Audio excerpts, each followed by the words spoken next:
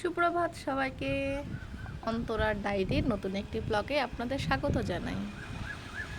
আজ রোববার সকালবেলায় সবাইকে জলখাবার খাইয়ে দিয়েছি, যে যার মতো বেরিয়ে পড়েছে।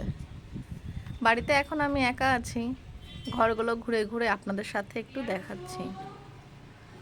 খুব ভালো করে ডাস্টিংগুলো করে নিয়েছি। ডাস্টিং ক্লিনিং সব কিছুই মোটামুটি হয়ে গেছে। এখন বাজার আসবে, তারপরে ভাববো দুপুরবেলায় ঠিক কী কী খাওয়া দাওয়া করা যেতে পারে। এখানে আমি একটু চেঞ্জেস এনেছি। এই মার্বেল মানি প্ল্যান্টটাকে এই ছোট্ট নীল পটের মধ্যে রেখেছি। মাঝে মাঝে ঘুরিয়ে ফিরিয়ে অবশ্য একটু রোদে দিই, না হলে একটানা ঘরের মধ্যে থাকলে কোনো গাছই খুব ভালোভাবে বেড়ে উঠতে পারে না। সবগুলোকে ঘুরিয়ে ফিরিয়ে একটু জানলার ধারে দেওয়ার চেষ্টা করি। এই গাছটাকে যে কী নাম দেবো বলতে পারি না, তাহলেও একে আমি এদিক ওদিক একটু ঘুরিয়ে ফিরিয়ে রাখি, যাতে এরও একটু স্থান পরিবর্তন হয়, হাওয়া বাতাসটা ঠিকঠাক মতো পায়। ছেলের রুমটা আজকে যেহেতু সময় পাবে না, আমি নিজেই গুছিয়ে দিয়েছি। খাটের চাদরটা পাল্টে দিলাম, আর ওর স্টাডি টেবিল, কম্পিউটার টেবিল সবগুলোকে সুন্দরভাবে ডাস্টিং করে নিয়েছি। ছোট্ট একটা কাচের বোতলে এই গাছটা রাখলাম। বেশ ছোট গাছ, ছোট পাত্রে ভালোই লাগছে দেখতে। এটাকে আবার দড়িতে ঝুলিয়েও দিয়েছি। এই নটটা বাঁধানো শিখেছি। ছেলের ঘরে জানলার উপরে মানি প্ল্যান্টটাকে খানিকক্ষণের জন্য রেখে দিয়েছি। একটু হাওয়া বাতাস খাক, তারপরে আবার জায়গা মতো ওকে রেখে দেব। এখন ঘরে বেশ কিছুটা সময় আমি একা আছি, জন্য আমার মতো ঘুরে ফিরে এদিক ওদিক বেড়াচ্ছি। আবার সবাই যখন আসবে, আমার ঘরে এত শান্ত দেখা যাবে না, সব হুলস্থুলুর কাণ্ড শুরু হয়ে যাবে। কাজগুলো করছি, তার ফাঁকে ফাঁকে আবার এই এক্সট্রা কাজগুলোও করে নিয়েছি। খাটের তোষকগুলো আজকে রোদে দিচ্ছি। আগের দিন বৃষ্টি হয়েছিল, আমার জানলা বন্ধ করতে দেরি হওয়াতে অনেকটা অংশ ভিজে গেছিলো। সেই জন্য সকাল সকাল যেহেতু রোদ উঠেছে, একদম সময় নষ্ট না করে তোষকটাকে রোদে দিয়ে দিয়েছি। এই যে অর্কিডটা বেশ এখনও পর্যন্ত ভালোই আছে, 1 মাস মতো হতে চললো। মাত্র 2 দিন জল দিয়েছি আমি। আর স্পাইডার প্লান্টের এটাও ঠিক আছে মোটামুটি। একটু ভয় করে একে আমার জল দিতে, একটু জলের উল্টোপাল্টা হয়ে গেলেই দেখছি গাছগুলো নষ্ট হয়ে যায়। জামা কাপড়গুলো মেলে দিয়েছি, তোষকটাকেও আর ছাদের দিকে দিইনি। এই বারান্দাটাই প্রথমে রোদ আসে, তো এই বারান্দাতেই প্রথমে দিয়ে দিলাম। যা রোদ পাওয়া যায় যথেষ্ট। আমার বালিশ তোষক দিয়ে দিয়েছি। মাঝে মাঝে ঘাড়ে ব্যথা হলে দেখলাম বালিশটা রোদে দিলে বেশ উপকার পাওয়া যায়। এটার কারণ কি আমি বলতে পারবো না, কিন্তু সত্যি সত্যি উপকার পাওয়া যায়। এই যে এটাও বেশ ভালো হয়েছে, কিন্তু কি জানি পিছনের যে কচু পাতার মতো দেখতে গাছটা এত সুন্দর দেখে কিনে নিয়ে এলাম, দেখছি নষ্ট হতে শুরু করেছে। 3টি পাতাই ছিল এর, আর কোনো পাতা বেরোলোও না। আর দেখলাম পাতাগুলো আস্তে আস্তে ব্রাউন কালারের হয়ে নষ্ট হয়ে যাচ্ছে। কি যে করি, মাঝে মাঝে খারাপ লাগে, মনে ভাবি আর গাছ বাড়াবো না, আর কিনবো না। কিন্তু যেহেতু যখনই নার্সারির পাশ দিয়ে হেঁটে যাই, কেমন যেন লোভটা যেন আর একটু বেশি বেড়ে যায়। বিকালের দিকে বেরোলাম একটু রাখির কেনাকাটি করতে। কালকে রাখি উৎসব আছে। হাজব্যান্ডকে বললাম চাই একটু বেরোই। উনি আবার আমাকে এই বাইপাস দিয়ে ঘোরাতে ঘোরাতে নিয়ে যাবেন। এই বাইপাসের এই সন্ধ্যার পড়ন্ত বিকাল, সন্ধ্যা এখনও বলা যায় না, পড়ন্ত বিকালের সৌন্দর্যটাকে অন্যরকম। যাই আমিও তাহলে সৌন্দর্য উপভোগ করতে করতে মার্কেটের দিকে। এটা হচ্ছে আমাদের দুমকা রেল লাইন। আকাশে মেঘ করেছে, কিন্তু এই মেঘে মনে হয় বৃষ্টি হবে না। সত্যি সত্যি পড়ন্ত বিকালের সৌন্দর্যটা অন্যরকম। বাইপাসের ধারে ছোট ছোট দুটো একটা দোকান আছে, কোনো জনবসতি এখানে এখনও গড়ে ওঠেনি। মাঠ আছে প্রচুর ফাঁকা, সেখানে এখন দেখছি ধান রোপণের কাজ চলছে। এইটাই তো বর্ষার টাইম, এই সময় ধান রোপণ করলে তবেই ওদের বোধহয় এই বর্ষাকালীন ধানটা দিয়েই সারা বছর ওদের খাবার সংস্থানগুলো হয়। বেশ অনেকটা জায়গা জুড়ে দেখলাম মেয়েরা বউরা ধান গাছ লাগাচ্ছে। এই ঘুরপথে আমাদের মার্কেটে যেতে প্রায় 10 থেকে 15 মিনিট সময় লাগলো। আমরা যদি শর্টকাটে চলে যেতাম তাহলে 5 মিনিটের বেশি সময় লাগার কথা না। বেশ আজকে আমাকে বলছে যে চলো একটা আদিবাসী গ্রাম ঘোরাতে ঘোরাতে তোমাদেরকে নিয়ে যাব। আদিবাসী গ্রাম ঘুরতে বেশ ভালোই লাগে। কি সুন্দর মাটির বাড়ি, এত সুন্দর পরিষ্কার পরিচ্ছন্ন করে রাখে, দেখতে ইচ্ছা করে। এরা সাধারণত লাল মাটি দিয়ে ওদের মাটির দেওয়ালগুলোকে, ঘরের মেঝেগুলোকে লেপে। খুব ভালো লাগে শুকিয়ে গেলে দেখতে।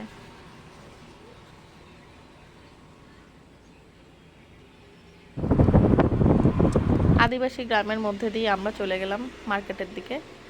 গলাটা শুকিয়ে গেছিলো একদম। তো দেখলাম কিছু ডাব নিয়ে বসেছে, এত ছোট ছোট ডাবগুলো ছিল, তো দুটোর বেশি কিনিনি। ছেলে একটা খেলো আর আমরা দুজন মিলে একটা খেয়ে নিলাম। এত বেশি দাম। আমরা যেখানটায় পশ্চিমবাংলায় মোটামুটি 50-60 টাকায় ডাব পেয়ে যাই, এখানে প্রায় অনেক বেশি দাম, মানে 80 টাকা 90 টাকা করে ছোট ছোট একটা করে ডাব। যাই হোক, যেখানে যেরকম জিনিস সেখানেই সেরকমভাবে ম্যানেজ করতে হবে। চলে এলাম মার্কেটে। প্রচণ্ড ভিড়, রাখির বাজার বলে কথা। প্রচণ্ড মানুষ, এদিক ওদিক কেনাকাটি সব চলছে। আমরা আস্তে আস্তে টুকটুক করতে করতে চলছি বাজারের ভিতরে। এখানে তো গাড়িটা নিয়ে ঢোকা সম্ভবই না, এত ভিড়ের মাঝে হাঁটতেই পারবো না। রাখির দোকান প্রচুর। এখানে 10 টাকা থেকে শুরু রাখি, 10 টাকা থেকে এবার যত বেশি দামে কিনতে পারা যায়। 10 টাকা তো বেশ সুন্দর ভালোই রাখি পাওয়া গেছে। এই যে এগুলো সব 10 টাকার রাখি, খুব ভালো দোকান উঠেছে। এখানে একটা জিনিস দেখেছি, ছোটোখাটো যে কোনো অনুষ্ঠানে বাজারটা খুব ভালো সেজে ওঠে। মানুষজনের খুব, মানে এই ছোটোখাটো অনুষ্ঠানে দেখলাম ভীষণ উৎসাহ দেখায়। এই জিনিসগুলো কি আমি বুঝলাম না। যাই হোক, ছেলে চলে গেল এখন মলে। একটা মলে গিয়ে ওর সমস্ত বোনদের জন্য ও গিফট কিনছে। এইবার দায়িত্বটা সম্পূর্ণ ছেলের উপর। ও কি কিনবে, কাকে কি দেবে, সেটা সম্পূর্ণ ওর উপর আমরা ছেড়ে দিয়েছি। ও পছন্দ করে করে দুটো এরকম কফি মাগ বের করেছে ও দুটো বোনকে দেওয়ার জন্য। আর দুটো বোনকে দেবে ও পেন্সিল বক্স বা টিফিন বক্স বা জলের বোতল এরকম টাইপের কিছু। তো সেটাই ও ঘুরে ফিরে দেখে কিনছে। ওর বাবা একটু বিরক্ত হয়ে যাচ্ছিলো বটে, যে এত কেন দেখতে হয়, 10টা জিনিস দেখে একটা জিনিস কিনিস। তো এটা তো বিরক্ত হলে তো হবে না। ও বেশ ধৈর্য সহকারে প্রত্যেকটা জিনিস খুঁটিয়ে খুঁটিয়ে দেখছে। মানে গিফট দিতে হবে জন্যই কিন্তু দেয় না, ও খুব ভালোবেসে বুঝে সুঝে কাকে কোনটা দেওয়া যায় সেগুলো দেখে শুনে কিনছে। যাই হোক, গিফট টিফট কেনা হয়ে গেল আমাদের টুকিটাকি করে।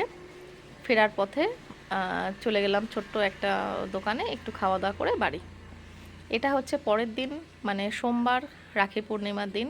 আপনাদের সবাইকে জানাচ্ছি রাখি পূর্ণিমার শুভেচ্ছা ও আন্তরিক ভালোবাসা। এই যে এই বোনটি সোমের নতুন এই বছর এই বোনটির পাওনা হলো। ও একটু লজ্জা লজ্জা পাচ্ছিল, প্রথমবার সোম ভাইকে আর কি রাখি বাঁধছিল, মিষ্টি খাইয়ে দিল, ও একটু লজ্জা পাচ্ছে। যাই হোক, সবাই সোমের বোন, এখানে দিদি কেউ নেই। নিজের বোন না থাকলেও ও কিন্তু কোনো বাড়ি ওর হাত খালি যায় না, প্রত্যেকটা বার ওকে কেউ না কেউ ঠিকই রাখিটা পরিয়ে দেয়। এই বোনটা রাখি বাঁধা হয়ে গেল। এবার আরও দুটো বোন ওর উপস্থিত ছিল এখানে, সব পরপর করে এক একজন করে রাখি বাঁধবে। ওর মা আবার একটু একটু করে শিখিয়ে দিচ্ছিল যে এরকমভাবে তুমি দিয়াটা দেখাও, দাদাকে একটু দিয়ার তাপটা দাও। তো ওদের নিয়মটা একটু আমাদের থেকে আলাদা। আর এই হচ্ছে আর একটা বোন চলে এলো, ওর মা ওকে দেখিয়ে দিচ্ছিল যে এইভাবে টিকাটা দিবি। ওদের আবার একটু কি বলে, লড়ি বলে, সেই লড়ি চন্দনের টিকাটা দেয়। আবার মাথার মধ্যে একটা রুমাল দিয়ে নিয়ে এই ইয়েটা গ্রহণ করতে হয়। এই বোনটা ওকে দিল। এবার একটু তাপও দিয়ে দিচ্ছে। এগুলো আমাদের কাছে ভীষণ একটা পাওনা। ওর ছোটো ছোটো বোনগুলো ওকে যে এইগুলো করছে, ও সত্যি ওর খুব ভালো লাগে। আমার ছেলেটাকে এই দিনটাই আবার বলতে হয় না, দেখেছি ও নিজেই এই বিশেষ দিনগুলোতে নিজে পছন্দ করে পাঞ্জাবি পরে একদম তৈরি। আর এটা হচ্ছে একদম ছোট ধামাকা, পটাপট একদম আরতি টারতি করে এবার দিয়াটাকে নিয়েও শুরু করে দিয়েছে ও আরতি করতে। আমরা তো একদম ভয় পেয়ে গেছি যে ঠিক আছে থাম থাম। কেউ কিন্তু প্রণাম করতে পারেনি, ও কিন্তু ঠিক প্রণাম করে নিয়েছে ভাইয়াকে। যাই হোক, খুব সুন্দরভাবে হলো। আর সোমের এই বোনটি হলো সব থেকে বড়। এ একটু আসতে দেরি করে ফেলেছিল, ও প্রায় 4টে 4:30 পর্যন্ত ও না খেয়ে উপোস করেছিল একদম। ওদের আবার এগুলো ভীষণভাবে মানে। সোমকে রাখিটা পরিয়ে দেবে। তার আগে ও আবার একটু চন্দনের টিকা দেওয়ার ব্যাপারটাও জানতো না, ওকে একটু বলে দেওয়া হলো। এবার চন্দনটা ও একটু লাগিয়ে নিয়ে দিচ্ছে। সবাই আলাদা আলাদা স্টাইলে যে যার মতো করে তার ভাইকে, সোম ভাইকে আর কি ভালোবেসে এটা করছে। এখানে কোনো আলাদা করে আমাদের কোনো নিয়ম টিয়ম কিছুই নেই, যে যেরকম পারছে সে সেরকম করেই ভালোবেসে রাখিটা বেঁধেছে।